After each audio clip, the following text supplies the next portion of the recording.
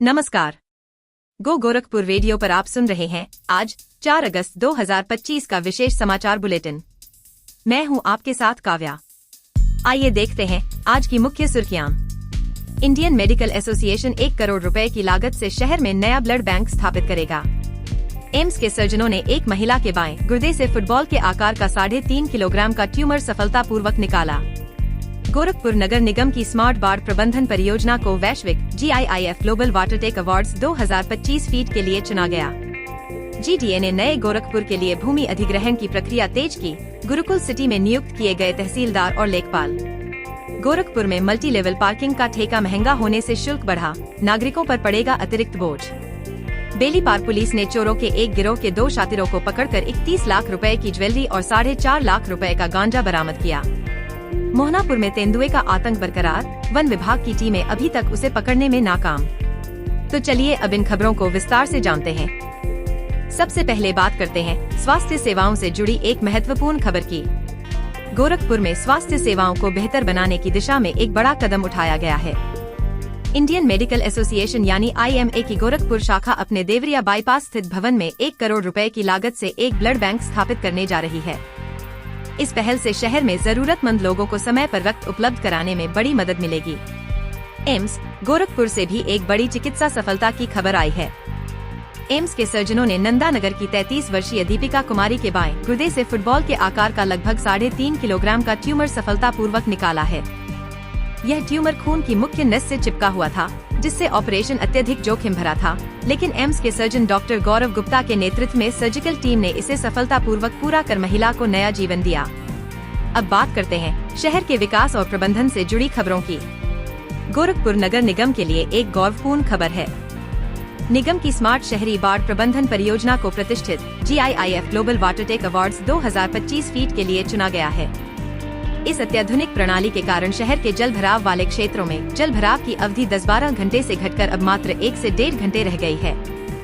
नगर आयुक्त गौरव सिंह सोगरवाल 29 अगस्त को नई दिल्ली में यह पुरस्कार ग्रहण करेंगे। शहर के विस्तार के लिए गोरखपुर विकास प्राधिकरण यानी GDA ने भूमि अधिग्रहण की प्रक्रिया तेज कर दी है। मुख्यमंत्री शहरी विस्तारीकरण योजना के तहत GDA ने नए गोरखपुर के लिए चौरी चौरा और सदर तहसील के 3 गांवों में 251.819 हेक्टेयर भूमि का अधिग्रहण शुरू कर दिया है। गुरुकुल सिटी योजना में भी शेष भूमि अधिग्रहण को जल्द पूरा करने के लिए 1 तहसीलदार और 2 लेखपालों को नियुक्त किया गया है। गोरखपुर में पार्किंग के लिए अब आपको ज्यादा पैसे खर्च करने पड़ेंगे। शहर में मल्टी लेवल पार्किंग का ठेका 28 लाख रुपए में तय हुआ है, जो पिछली बार से 124% ज्यादा है। इस कारण पार्किंग शुल्क में भी बढ़ोतरी हुई है। अब 2 पहिया वाहनों के लिए 2 घंटे का शुल्क 20 रुपए और 4 पहिया वाहनों के लिए 30 रुपए होगा, जिससे नागरिकों की जेब पर बोझ पड़ेगा। अब बात करते हैं कानून और व्यवस्था से जुड़ी कुछ महत्वपूर्ण खबरों की। बेलीपार पुलिस को एक बड़ी सफलता मिली है। पुलिस ने चोरों के एक बड़े गिरोह के 2 शातिरों को पकड़कर बेलीपार में हुई एक बड़ी चोरी का खुलासा किया है। चोरों के पास से लगभग 31 लाख रुपए की ज्वेलरी और 45 किलोग्राम गांजा बरामद हुआ है, जिसकी कीमत 4.5 लाख रुपए बताई जा रही है। पुलिस ने बताया कि चोरों ने जेवर बेचकर गांजे का धंधा शुरू कर दिया था। शहर में घरेलू हिंसा और दहेज उत्पीड़न के मामले भी सामने आ रहे हैं।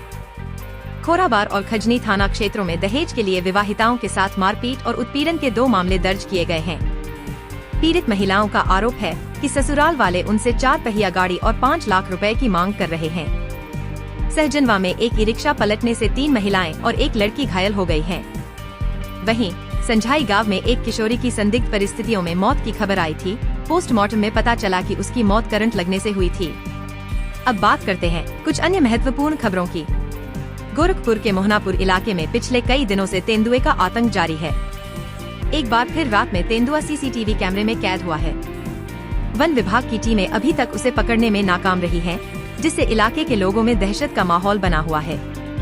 रात के साथ साथ अब लोग सुबह भी घरों से बाहर निकलने से कतरा रहे हैं। गोरखपुर पुलिस लाइन में भी एक बड़ी लापरवाही उजागर हुई है। ELIU कार्यालय के सामने बने जर्जर आवासीय भवन की छत गिरने से एक दीवान की पत्नी गंभीर रूप से घायल हो गयी। इस घटना ने सरकारी भवनों की खराब हालत और मरम्मत के प्रति प्रशासन की उदासीनता पर गंभीर सवाल खड़े कर दिए हैं। सरयू नदी का जलस्तर बढ़ने से बड़हलगंज के दियारा क्षेत्र के बघा गांव में नदी का कटाव तेजी से हो रहा है। नदी संपर्क मार्ग से मात्र 7 मीटर दूर रह गई है। जिससे कटाव पीड़ितों को दूसरी बार बेघर होने का खतरा सता रहा है। बिजली कर्मचारियों का निजीकरण के खिलाफ विरोध प्रदर्शन रविवार को भी जारी रहा।